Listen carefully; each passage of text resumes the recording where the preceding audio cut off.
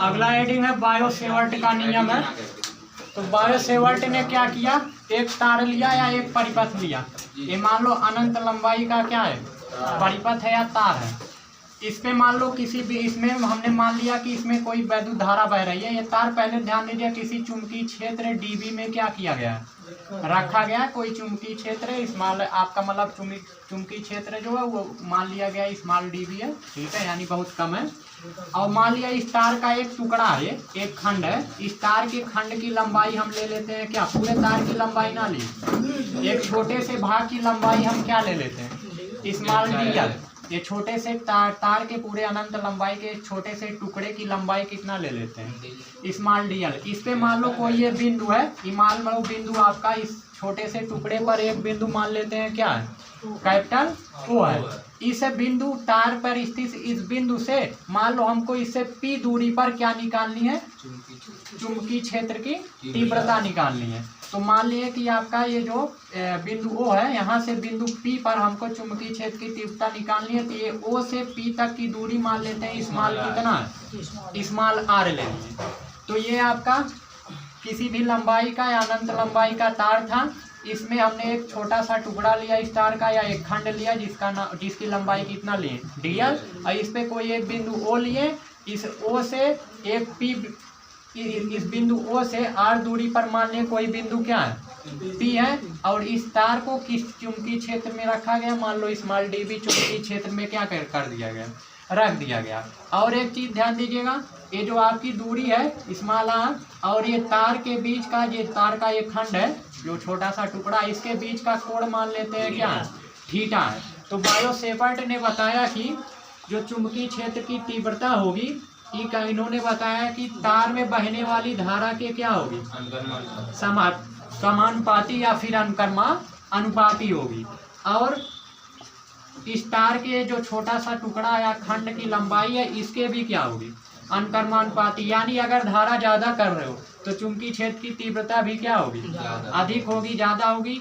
तार की लंबाई जितने ज्यादा बढ़ाते जाओगे चुंबकीय क्षेत्र की, क्योंकि आप जानते हो किसी तार में यदि धारा बह रही है तो उसके चारों ओर क्या उत्पन्न होता है, चुंबकीय क्षेत्र। धारा को बढ़ाते जाओगे चुंबकीय क्षेत्र का मान क्या होता चला जाएगा। और लंबाई जितने ज्यादा तार लंबा होगा वो भी इसी के समानुपाती होता है। तार की लंबाई भी चुंबकीय क्षेत्र समानुपाती, यानी तार जितना ज्यादा लंबा होगा चुंबकीय क्षेत्र उतने ज्यादा बढ़ता चला जाएगा। एक चीज क्या और समानुपाती होता है, चुंबकीय क्षेत्र जो होता है इस कोण की ज्या के समानुपाती होता है। ज्या मतलब साइन, ठीक है। कोण थीटा है, अल्फा बीटा कुछ भी ले सकते हो, इसकी ज्या यानी साइन के समानुपाती होता है। और ये जो जिस बिंदु P पर हम वैद्युत क्षेत्र की चुंबकीय क्षेत्र की तीव्रता निकालना चाह रहे हैं, उसकी दूरी के वर्ग के व्युत्क्रमानुपाती होता है। चुंबकीय जो क्षेत्र की तीव्रता होती है, जितनी दूरी पर हम चुंबकीय क्षेत्र निकालना चाह रहे हैं उसके वर्ग के व्युत्क्रमानुपाती होता है। कहने का मतलब दूरी जितने ज्यादा लेते जाओगे चुंबकीय क्षेत्र का मान उतने कम होता है। हम जानते भी हैं तार से जितना दूर जाते जाएंगे, दूर भागेंगे, चुंबकीय क्षेत्र कम होता चला जाता है। बहुत ज्यादा दूर चले जाएंगे तो चुंबकीय क्षेत्र खत्म हो जाएगा। एक सीमा तक होता है, एक तार में धारा प्रवाहित कर रहे हो जो चुंबकीय क्षेत्र उत्पन्न होगा एक निश्चित सीमा तक है। जितने पास जाते जाओगे उतने क्या होती है, चुंबकीय क्षेत्र बढ़ता जाता है। वो जो आपका हाई वोल्टेज वाला लाइट गया रहता है सर के ऊपर से, उसके यदि तुम बहुत नजदीक चले जाओ खुद तुमको अपनी ओर आकर्षित कर लेता है। रीजन है क्योंकि जितने दूरी जितने कम होती जाती है उस पर लगने वाला चुंबकीय बल क्या होता चला जाता है, बढ़ता चला जाता है। तुमको खुद अपनी ओर आकर्षित कर लेता है जब बहुत कम दूरी होती है 1 मीटर पर, ठीक है। तो दूरी के वर्ग के क्या होता है, व्युत्क्रमानुपाती होगा, थीटा की ज्या के समानुपाती होगा, और सबके समानुपाती होता है, बस केवल दूरी के वर्ग के क्या होता है। इसको अगर समीकरण 1 माने, इसको 2 और इसको क्या माने 3 और इसको समीकरण 4, और चारों समीकरण को मिलाएं तो B समानुपाती मिलाना हम पढ़ चुके हैं। कैसे मिलाते हैं, I D L sine theta बटे क्या हो जाएगा r² हो जाएगा।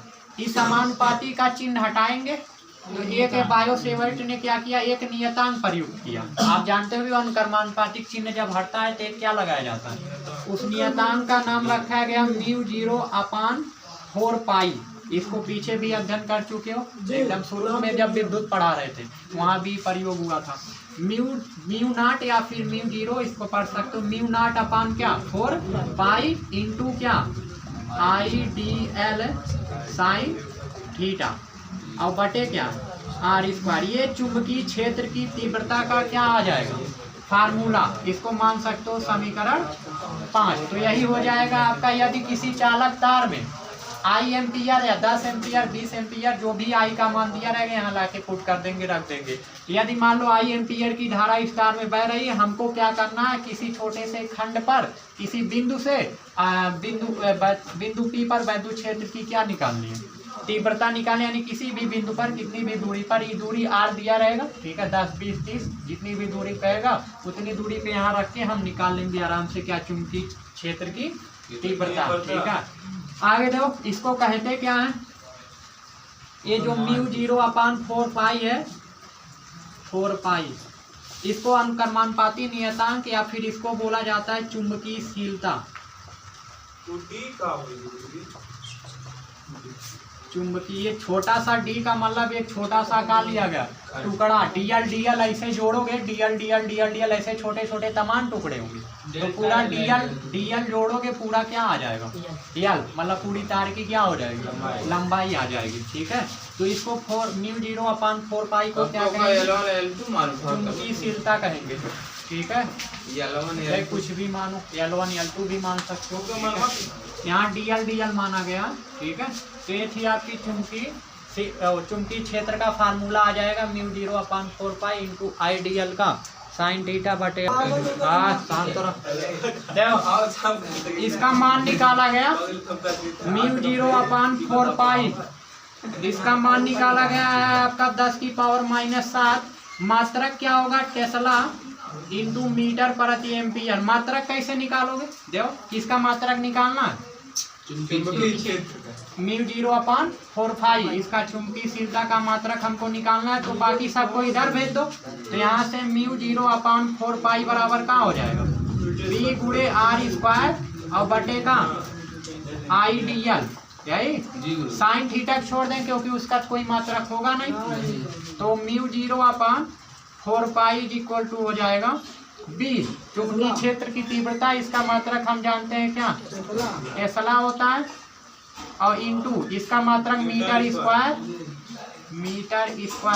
और बटे इसका मात्रक एम्पियर और गुणे इसका मात्रक लंबाई का मीटर से 1 मीटर क्या होगा, तो क्या बचा टेस्ला इंटू मीटर प्रति एम्पियर, वही तो लिखे हैं टेस्ला इंटू मीटर प्रति एम्पियर। तो इसका मान होता है म्यू जीरो अपान 4 पाई का कितना 10 की पावर -7 इंटू मात्रक होगा टेस्ला इंटू मीटर प्रति एम्पियर। अगर यहाँ से म्यू जीरो का मान पूछा जाए या म्यू नॉट का मान पूछा जाए कितना आ जाएगा, म्यू नॉट का मान हो जाएगा म्यू नॉट का 4 पाई गुणे 10 की पावर -7, ठीक है। ये किसका मान हो जाएगा, म्यू नॉट का मान हो जाएगा इतना टेस्ला इंटू मीटर प्रति, केवल इसका यहाँ पर क्या कर दिया जाएगा, गुणा कर दिया जाए, ये किसका मान हो जाएगा, म्यू नॉट का मान हो जाएगा, ठीक है। तो बायो-सेवर्ट का नियम बताता क्या है, किसके वो ज्ञात करने के लिए इसका यूज किया गया, चुंबकीय क्षेत्र की। तो इन्होंने बायो-सेवर्ट ने बताया कि यदि हम तार से R दूरी पर बिंदु P लेते हैं तो और इनके बीच का इसकी लंबाई, तार की एक छोटा सा खंड है, छोटा सा टुकड़ा है, इस टुकड़े और ये दूरी के बीच का कोण कितना लिया गया, थीटा। तो इन्होंने बताया कि इसमें बहने वाली तार में बहने वाली धारा के चुंबकीय क्षेत्र की तीव्रता क्या होगी, समानुपाती, और छोटे से खंड तार के छोटे से टुकड़े के भी समानुपाती होगी, कोण की ज्या के समानुपाती होगी, और उनके बीच की दूरी, उनके मतलब जिस बिंदु पे हमको क्या करना है, चुंबकीय क्षेत्र की तीव्रता निकालना, वहां से जिस खंड से निकालना वहां तक की दूरी के वर्ग के क्या होगी, व्युत्क्रमानुपाती। चारों समीकरणों को हम मिलाएंगे तो ये फार्मूला बनेगा B समानुपाती IDL साइन थीटा बटे क्या R स्क्वायर आएगा, ठीक है। बाकी यहाँ से समानुपातिक चिन्ह हटाएं, एक नियतांक उन्होंने प्रयोग किया म्यू जीरो अपान 4 पाई, और नियतांक का मान उन्होंने निकाला कितना आया, म्यू जीरो अपान 4 पाई का मान आया कितना 10 की पावर -7, ये टेस्ला इंटू मीटर प्रति एम्पियर इसका मात्रक हो जाएगा। इसको कहेंगे क्या, चुंबकीयशीलता कहते हैं, ठीक है। ये पूरा आपका बायो-सेवर्ट का नियम था। गुरुजी